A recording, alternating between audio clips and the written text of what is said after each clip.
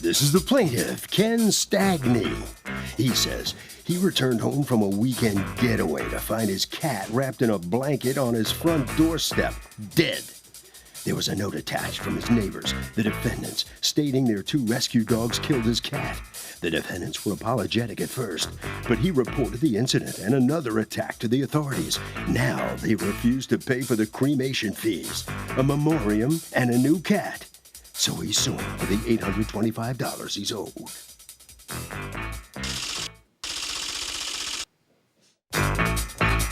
These are the defendants, Paul and Jamie Halstead. Paul says he doesn't even think the dead cat belongs to the plaintiff, and the guy's trying to scam them. That's right, their dogs were investigated by the authorities. They've never attacked a fly, and he thinks the wild bobcat, which was spotted in the neighborhood, got the cat in question. They're accused of being doggone stubborn.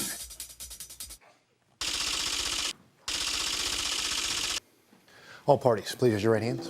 Welcome back to the People's Court. Next case in the docket, the plaintiff says he came home from vacation, found his cat dead on the front doorstep in a blanket, and he says the defendant's dogs are responsible. The defendants say it's a scam. Their dogs are innocent. It's the case of dog got your cat? Litigants have been sworn. Nobody heard the be seated, come to order. Yeah, good, thank you.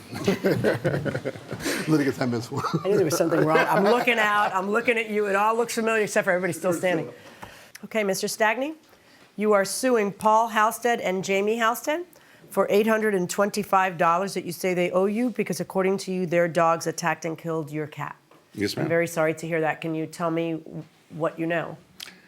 Yes, ma'am. Well, I went away for a weekend, and on my return, when I pulled into the driveway, I saw a towel wrapped up in front of my door and a note on my door. And I knew right away that that wasn't good. So I went over and unwrapped it, and I found that my cat's son, Lynx, was dead. Your cat's son. He is a family member, and so I consider him, my cat's son. Are you saying cat/son? Is that Yes, what I you're am. trying to? Okay. Yes, ma'am. So your cat, the cat's name was Lynx? Yes, ma'am. Was dead inside of the towel. Okay. Yep, he was wrapped up in a towel. Okay. And there was a note on my door from my next door neighbor. Okay. Who was not the defendants? No, Okay. no, ma'am.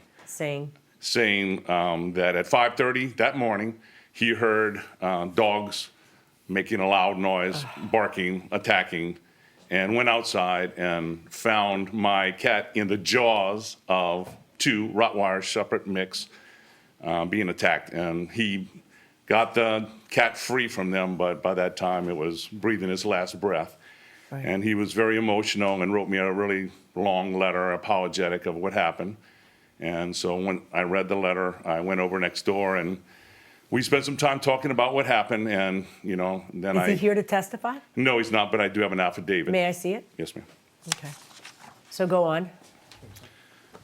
So we talked about what happened, and he was a member of the community Facebook page and told me that he had seen postings on Facebook of the defendants looking for their dogs that had escaped before. Do you have the posts? Yes, ma'am. May I see them? What is the date that this happened? November 15th. So when did you find out that the dogs that you suspected had done this belonged to them? On the 19th. It was the day I called animal control. Okay, so did animal control come out and speak to them? Yes, ma'am. Did you ever speak to them? I did. I called Paul Okay. and told him what happened. And he was very apologetic. Okay. And told me that, the dogs had escaped several times and that they were doing their best to contain them. Okay. And I told him, that they weren't containing them because they had killed my cat. And I sent him actually a picture of the deceased cat as well as the cremation bill and asked The cremation bill was $200, right? Yes, ma'am. Okay. So why was your cat loose? Well, my cat was loose because I had that cat for 13 years. And How did you get the cat?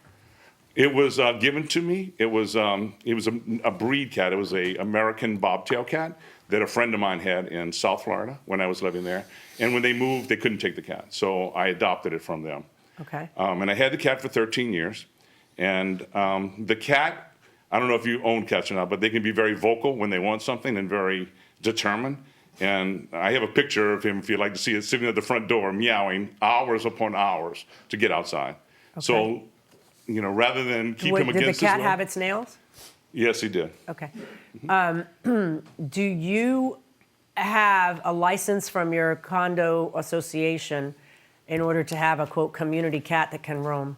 I do not have a license, no. Okay. He was in, I live in a very rural type. Doesn't matter. You live in a planned community, correct? Yes, ma'am. And there are rules in the planned community. Yes, ma'am. Your rules happen to say you can't have a loose cat but you can have a community cat. If it's a community cat, you have to do A, B, C, D, E, whatever it is. You didn't do any of that. So you fall into the category of a guy who left his pet loose while you were away.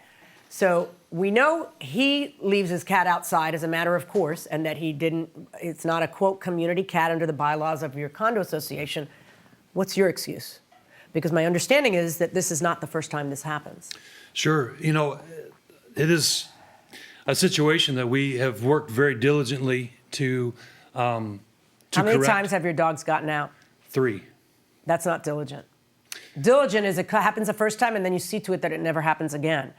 Okay, that's diligent. Plus you have 2 dogs that look like attack dogs. What are they? Australian Shepherds. Are they part Rottweiler or no? No, they have nothing to do with They're that. beautiful dogs. I mean, but they're kind of scary looking, especially together. I don't know why. More than if it was just the one dog. So how are your dogs getting out? Well, first of all, we adopted them. They're about 6 to 8 years old. We didn't know they were rescued dogs. We went looking for one. They are twins, so the people asked if we would take them. There's usually a litter of more than 2. Octuplets. As crazy as it sounds, I tell you what, we went from, I put concrete blocks in the ground in the back so they couldn't dig out. We did every time we found a place in which they would try to escape. Right, but so you'd find a different spot of the fence where they were digging? Eventually I just ended up securing that's the thing. That's what you needed to do after the first time. Sure. You needed to just do the whole thing. But when you say eventually you did the whole thing, this was after this event? No, this was from the very beginning. You did the whole thing, then how did the dogs get out? I have a 2-year-old son. But that's not what you said in your answer to the complaint. No, I have a 2-year-old son that left the front door open. That's not what you said in your answer to the complaint. You said that they dig. That did what? That the dogs dig. Yeah. The instance in which he found a way to dig out. When did you realize that he was missing? About 5:30 in the morning. Okay. The other one started barking. Okay. So then what happened? And as soon as I went to open the gate to try to get I normally take you can't catch them.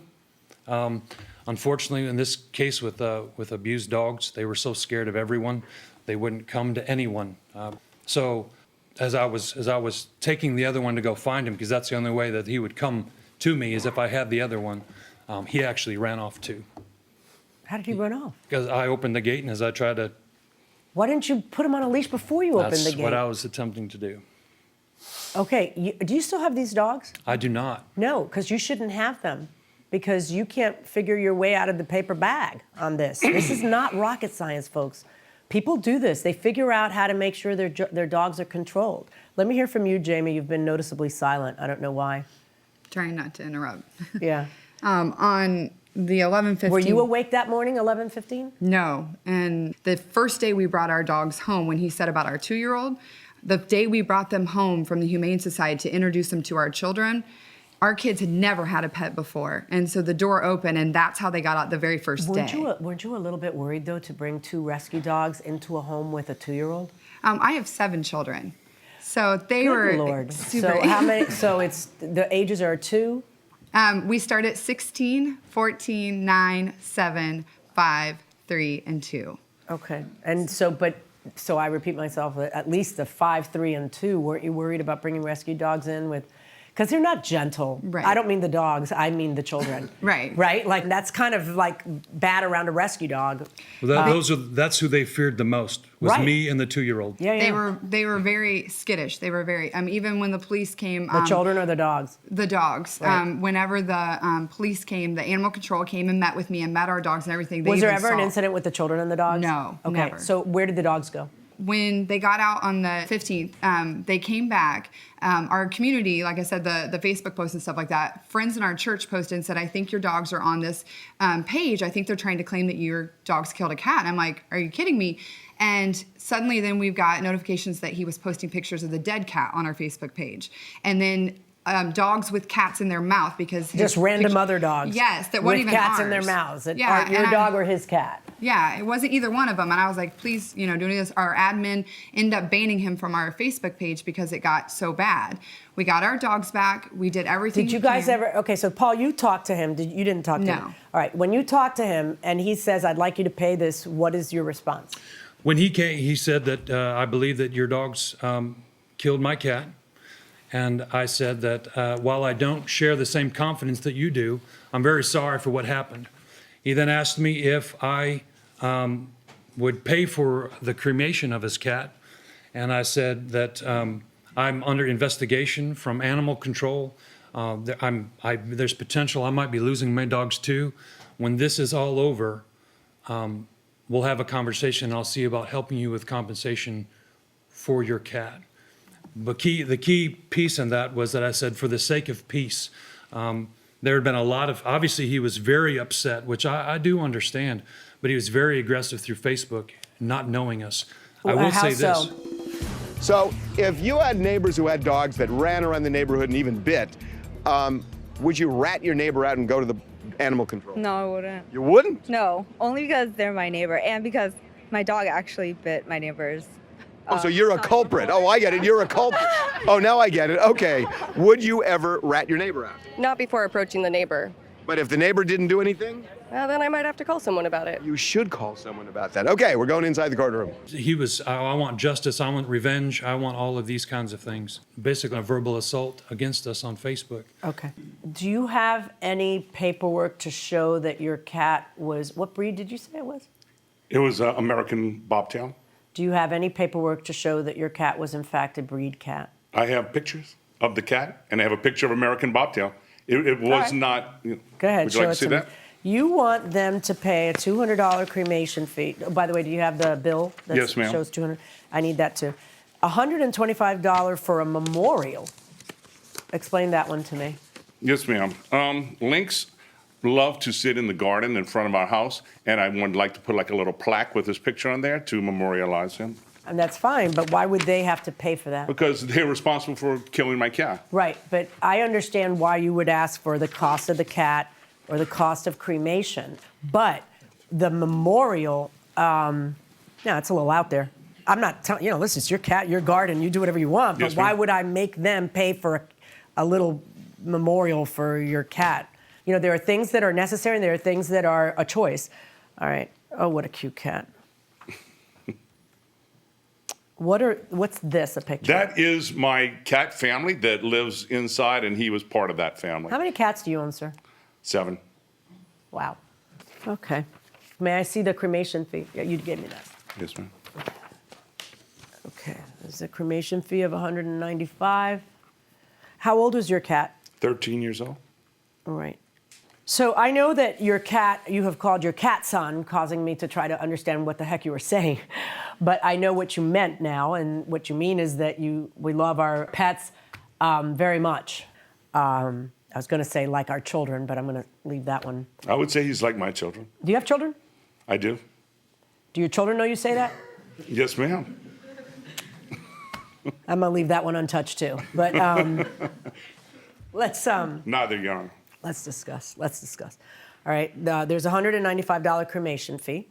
Okay. The memorial, I don't think, is a compensable expense.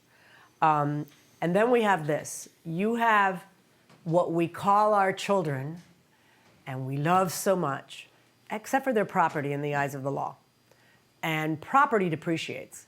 You are showing me the quotes for the cost of a kitten American Bobtail cat.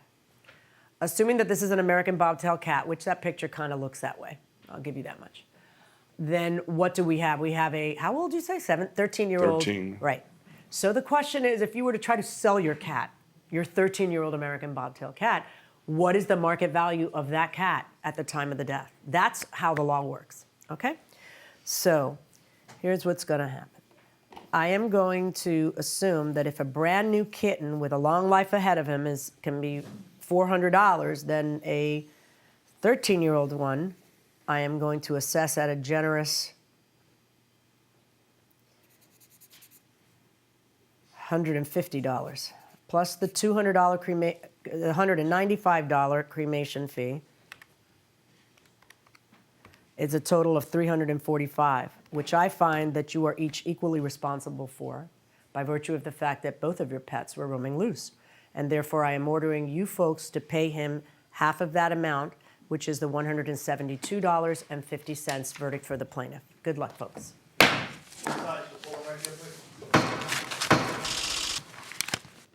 It's a 50-50 split on the ruling here. The judge ruling that you're half negligent and half responsible. What's your reaction to this outcome? I think that's fair. Yeah. Yeah. Now, you guys have how many? 7 kids. Kids, right? And he has 7 cats. That's coincidence, isn't it? Now, did you have too much going on under your noses to pay proper attention to the way you're supposed to care for those dogs? Well, there is a lot that's been going on in our lives. Not that we neglected the dogs in any way. They were just very difficult to handle, and we found a place for them to. Tough enough having 7 kids, right? That's right. Is that tough? No.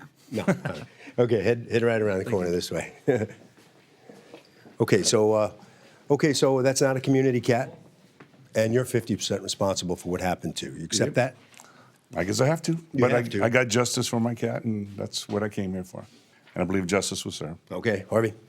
Okay, Kurt, this is a really dumb part of the law. Animals are considered property. It's almost like they're considered like a sofa when you're figuring out how much they're worth. I think it's a stupid part of the law, but that's the way it is. And that will do it for this case. Litigants for the next case on the way into the courtroom right now.